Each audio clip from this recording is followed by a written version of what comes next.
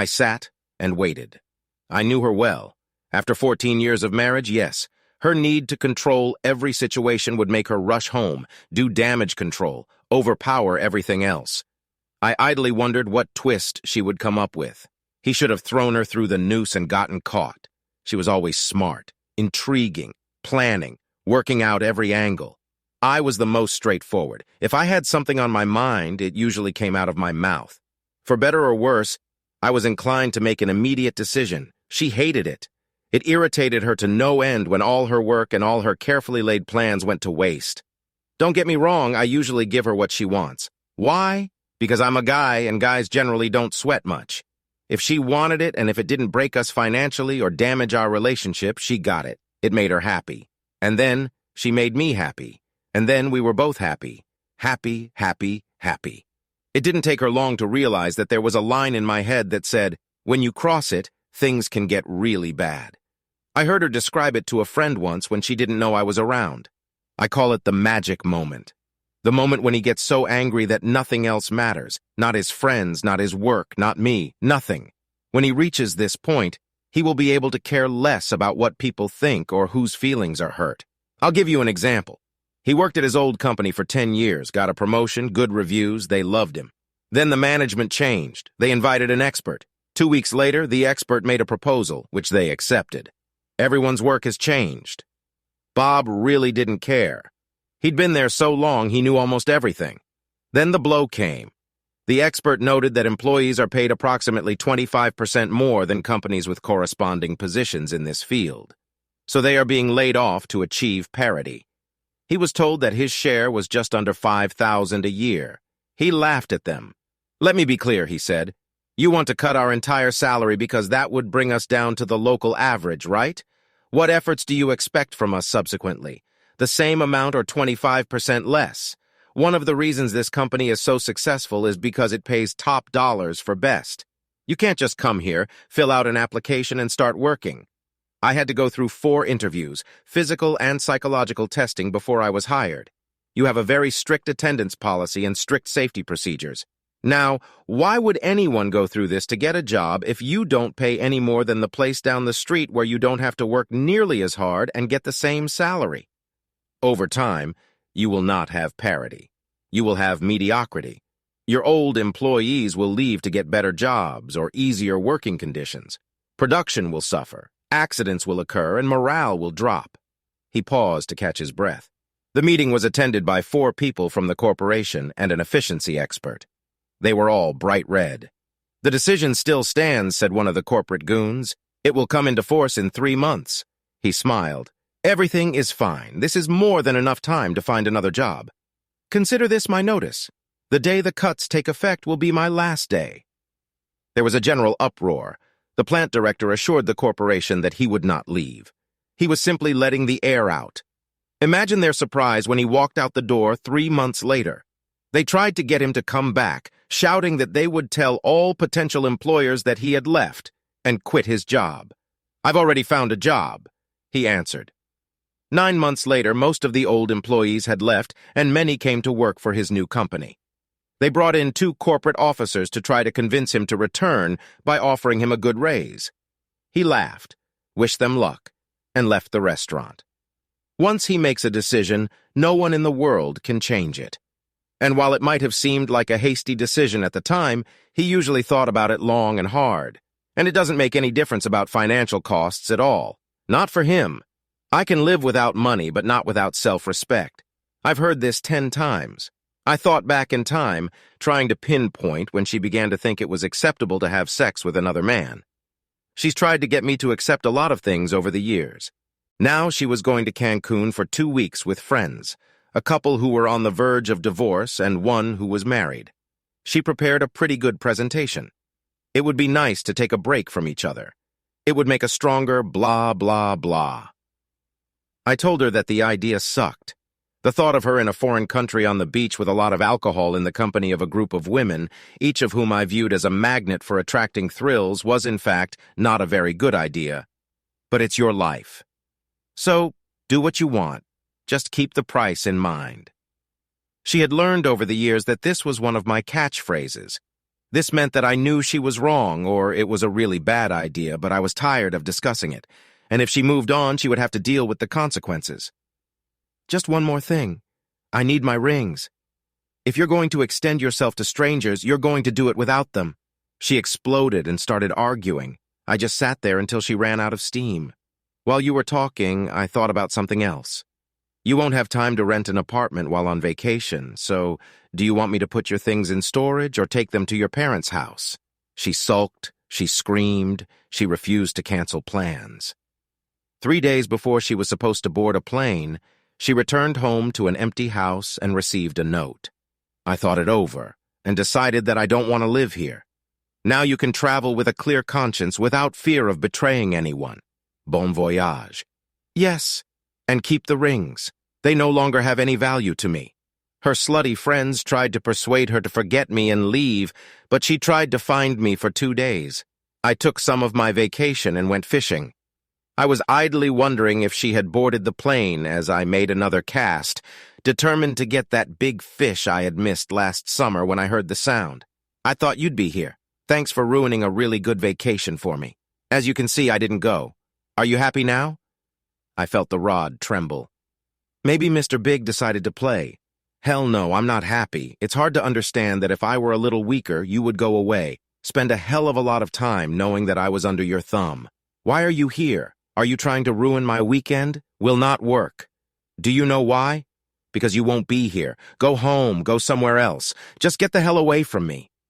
Since you didn't go, I'll fire the private detective and settle for irreconcilable differences instead of adultery. Damn, it's so easy these days we can do it in 4 months. Mr. Big appeared. He burst out of the water, dancing on his tail. He weighed 8 pounds, maybe 10. Crap. It was at that moment that she attacked me, cursing like a sailor. I was thrown into the water and Mr. Big relaxed a little, spat out the hook, and with a slap of his tail went back into the depths. She screamed and laughed at the same time. The water was just below waist level, but damn cold in early April. I walked out slowly. Now, maybe you'll talk to me. I don't want a divorce. Damn it, you are better. That was all she had time to say before I pushed her into the lake. She slid a little in the dirt, flailing her arms in an attempt to keep her balance before losing it and falling backwards. I noticed that she was very well dressed and that there was nothing under that short skirt when she went into the water. Now she didn't look really sexy, covered in dirt and grass. I saw that she was completely without underwear and her nipples were erect, indicating the cold. She started to pull out, taking a deep breath to start screaming when I pushed her back. When she rose to her feet again, I raised my hand. Listen, do not say. If you open your mouth before I'm done, I swear I'll jump in and hold you underwater until you stop bubbling. Not your head, if you understand. She must have believed me because she nodded slowly. So what should we talk about? We both know that if I had given in, you'd be having sex with someone else right now. Deny it all you want. We both know it's true. I hope your slut friends will support you. You will need friends. Maybe you'll spend your time trying to steal each other's men. God knows they all ran after me, even knowing that you and I were married. And now I'm leaving. Don't follow me, don't call me, don't resist when the papers are served. As I left, I heard her crying and calling my name. It's no surprise that she was struggling with the divorce, but I wondered why. She hired a really good lawyer who got to the case of one Edith Vine, a Judge Judy wannabe who was notorious for trying to keep people together, and we had to see a psychologist. I almost received an order of contempt for talking incessantly. This is just nonsense. Stupidity, Your Honor. I don't want to find out anything. I don't want to save the marriage. I just want to leave. She was very cold to me. Mr. James, you don't have to like it, but you have to go. And I better hear that you're participating. You understand? I was mad, so I actually said it. This bitch was so full of shit. Her eyes turned brown. I understand, Your Honor, but tell me, didn't you go for a consultation with your recently departed husband? Did this help? I still seem to remember how the divorce went. Let me ask you a hypothetical question, Meme. If I had said that you were a terrible judge with no understanding of the human condition, and if you had lost your re-election bid, it would have angered you more because I dared to say it or because I was right. I've never seen anyone go from pale to red and back again so quickly. She slammed the hammer angrily. Take this man and charge him with contempt of court. My lawyer and close friend jumped up in an instant. Wait a second, Your Honor. Are you going to jail a man for asking a hypothetical question?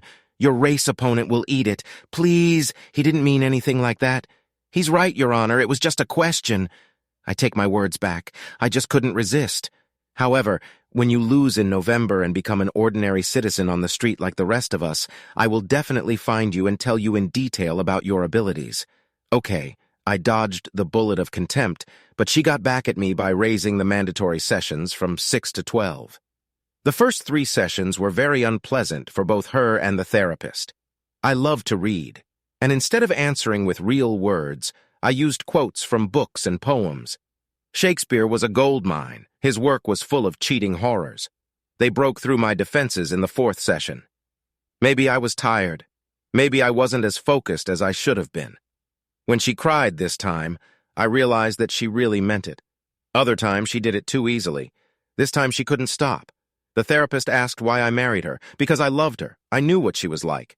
I watched her all through high school and most of college. She manipulated everyone around her to get what she wanted. That's why I never tried to date her. Eventually, she had to ask me out. I went because I was curious. What does she need from me? I wasn't rich. I don't think I'm that good-looking. And I wasn't into gaming. We were at a party thrown by one of her friends. Her boyfriend, who she broke up with, was there. She tried to use me to prove that she could have anyone she wanted. So he better submit. It took me about 3 minutes to figure it out. After that, I decided to have some fun. I barely paid attention to her for the rest of the evening. Danced with her friends, flirted, groped her a little, everything where she could see me. She was furious. Finally, she pulled me outside and asked, "What the hell are you doing? You should be with me. The one you came with, you know. Behave yourself." She was shocked by my laughter. "What the hell do you think I'm doing? Apparently I'm the scapegoat here for your boyfriend, who you forgot to tell you you're still dating. I decided that since you lost the case, I would troll you a little. You need to find new friends. Loyalty must not be in their vocabulary. I already have 3 numbers, and Sue almost told me that after I take you home tonight, I should come back for a little private after party." Apparently, no one had ever talked to her like that before. She started crying. Until recently, I looked at her pointedly. I could never resist a crying woman. I told her I'd make a deal. She acts like she was my date tonight and I was hers. We returned to the house, and she clung to my hand all night. We ignored everyone else and danced only with each other. After a while, we really relaxed and had a good time. I think she was very surprised when I left her at the door with just a little kiss. I had no intention of meeting her again, but she saw me as a challenge. She slowly penetrated my heart.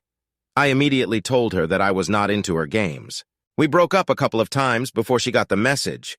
In short, we got married. When I was a child, I had a pig. It's possible that I could become the father of a child, but it's unlikely. When we found out about this, I proposed marriage to her. She chewed me out. I wanted to adopt, but she made one excuse after another until I realized it was too late. Now looking back, that's a good thing. But, counselor, she has slowly returned to her old habits. Complacency, I suspect. These were small things, but over time they became bigger. What she didn't understand was that I didn't care what kind of car she wanted or what style of furniture was in the house. Such things don't mean the slightest to me. If it makes her happy, fine. But then she changed jobs and made new friends. She started wanting bachelorette parties at night. Again, I trusted her, so it didn't matter. She began to come home later, and one evening she came at 2 o'clock with disheveled hair, wrinkled clothes, and smeared lipstick. This was the beginning of the end. She knew she had screwed up big time. She apologized, saying that she was drunk, and things didn't go further than kissing. I left her for 2 weeks. She begged, creed, swore that she would go to a psychologist. I was weak. I still love that stupid bitch. I still can't say why. Things have gotten better. She realized she had control issues and really worked on them. She changed jobs again to get away from the sluts, jumped from the frying pan into the fire, in my opinion. If the last group were sluts, then this one is the screaming sluts. Slowly, very slowly, she got along with them. Bachelorette parties have begun again. Then the Cancun story came up. I looked at the resort and it catered to singles and people with alternative lifestyles. I had no doubt that if she had been like that, she would have returned a slut who had broken her vows, and it burned up her entire vacation, ruining the plans we had already made. I tried to talk to her, but she used platitudes and nonsense that came straight from the scammer's guide. I reached my limit and gave her an ultimatum.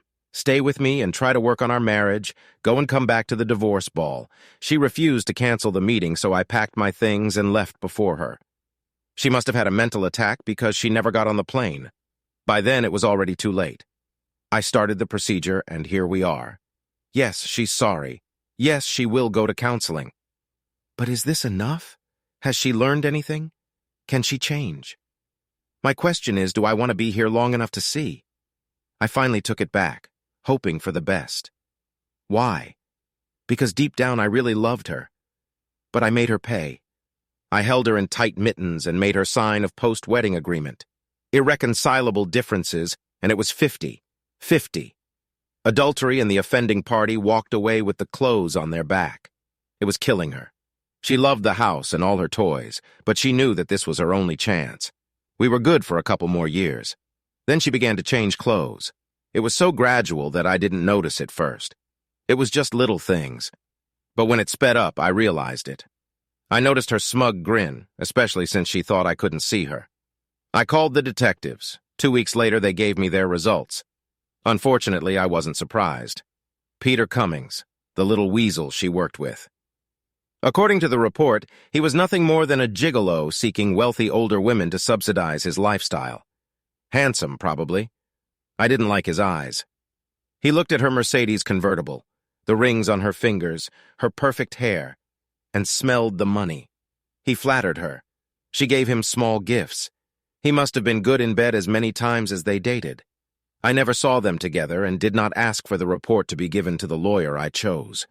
She broke the camel's back with a straw. I waited until I knew they were together now and sent her a message. Emergency. Come home. Call. No messages. She called me back 3 minutes later, breathing heavily. What's happened? This is not really an emergency, more of a courtesy visit.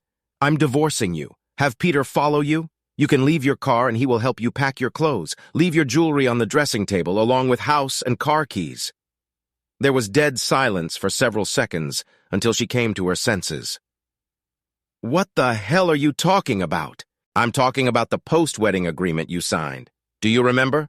The document you signed to prove how unfounded my lack of faith in you was. I'm talking about you having sex with this scumbag for at least 3 months. I'm talking about you being in issue 334 of the seasons naked except for a garter belt. What color is it? Lavender or purple? Live resolution can be quite muddy at times. Here I should call you a slut, but I can't because you pay for it with your little gifts and loans. I saw her looking around wildly, trying to see the cameras. Stop looking. You'll never find them. And tell Peter that the leather strap he's wearing looks absolutely ridiculous on a man of his age and build. There's a site on the internet called Funny Farm that has stupid pictures telling I posted it about 20 minutes ago. I just became famous. He doesn't need to thank me. I have to go. The locksmith should be here any minute. Wait, I'll be right there, please. I can explain everything. Curiosity got the better of me, so I grabbed a glass of my favorite wine and waited. I heard her drive up, her heels clicking quickly on the path as she ran in. She looked around wildly until she saw me in the office. I lit the fireplace and found the fire soothing. She slowly approached me and I stood up. Sit down, I commanded, pointing to the back of the chair which I placed opposite the sofa. She sighed to complain about my tone, but chained her mind and sat down. Guilt, I said, pouring myself another drink. She nodded, whistling, remaining silent. I poured a glass, handed it to her, and sat down again. Give me a second to get comfortable. I love fairy tales, but they tend to put me to sleep, so if I doze off, forgive me. She trembled, a sharp answer on her lips before her mind intervened. Funny, you know that I love you, right? She paused, waiting for my answer, and when I remained silent, she continued. I'm really sorry. Peter was a mistake. But when we finished, I told him about it when I left. I'm really sorry. Maybe you'll do better with the next one. Her anger exploded. Really, Shane, you can't help here? I laughed. I'm really sorry. I didn't know I was supposed to help. How can I help you? Find another lover? There are a few guys in the office who might be interested, but most of them have pretty high standards. Maybe we could get nude photos of you back from Peter and I could show them the goods. I could do a review. You're pretty good when you want to be. Do you think this could work? She turned pale, surprised at how much I actually knew. She was pretty stupid, in my opinion, allowing her lover to take nude glamour shots of her. Please stop being mean to me. I'll tell you what. I'll do it if you just tell me why. Why, knowing that you can lose everything? Are you so stupid? I don't know exactly why. Let me give you an example. Do you remember a pair of Nikes I've been wearing for years? They are past their prime and are pretty worn out, but they stay on my feet so well that I can't bear the thought of giving them up. This is what my love for you is like. Sturdy, comfortable, and I will never leave you. When you see a pair of red 4-inch heels in a store window, you know they're not practical. They'll probably hurt your feet if you wear them too long, but you know you'll look and feel sexy in them for a while. These shoes were Peter fun for a while, but I couldn't wear them every day. Do you understand, honey? It was just a fling, swaying a little in your heels, knowing you could go home and wear something that made you feel good. You understand? I woke up. I think I understand. Thanks for explaining it to me. I went to the closet in the hallway and took my jacket. She followed me. What do you understand? You won't throw me out today, will you? No. My lawyer says I can't force you to leave until the papers are served, and even then I have to give you a reasonable amount of time to get your things. He suggested 2 weeks, so you'll probably be fine for 2.5, maybe 3 weeks, but you won't be able to sleep with me. I'll be a gentleman and move into the spare bedroom. I know how much you love that custom shower you told me to install. Her jaw dropped. I continued. I'll tell you what, if you don't fuss, I'll help you find a good apartment, put down money, turn everything on, and pay 3 months of bills. You make decent money, but you've never had to pay bills, so I'll help you create a budget. You probably won't have anything left over for spa visits, expensive dinners, or shopping trips. But if you save, you can afford an evening out every 2 weeks or so. I'll even find you a decent used car, but you'll be responsible for the insurance. It's up to you to decide whether to take it or not, but in any case, you will leave. I reached into the hallway closet and pulled out my favorite black felt hat. It was vintage, straight out of the 60s. I had a great uncle who never left home without a hat. And when he died, he left me all of his hats, 31, all in excellent condition, and kept in their original boxes. They suited me perfectly. I received them at a time when they were just coming into fashion. I thought I looked good in them. As do many of the ladies in my office, my dear wife said I looked stupid in them. I set the desired angle and opened the door.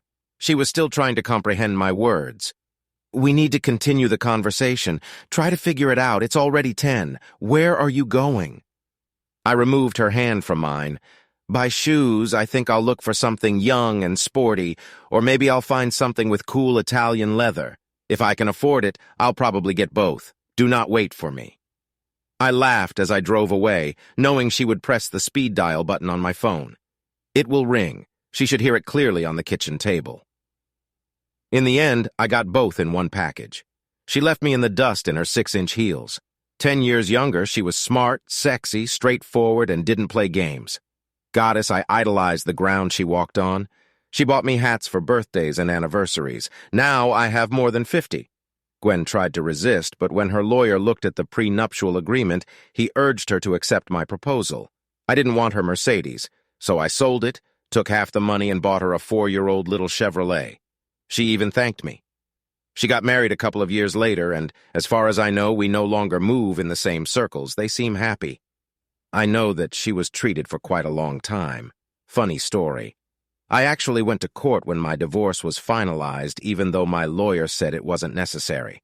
I came across the judge who was handling my first attempt and ordered us to consult. Now she was just an ordinary city girl. She was there during her second divorce. I was almost accused of contempt because I couldn't stop laughing. Subscribe to our channel so that your second chaff doesn't cheat on you, and go ahead and listen to the next story, because this story is nothing compared to the next one. If you're under 18, don't even think about listening to the next one.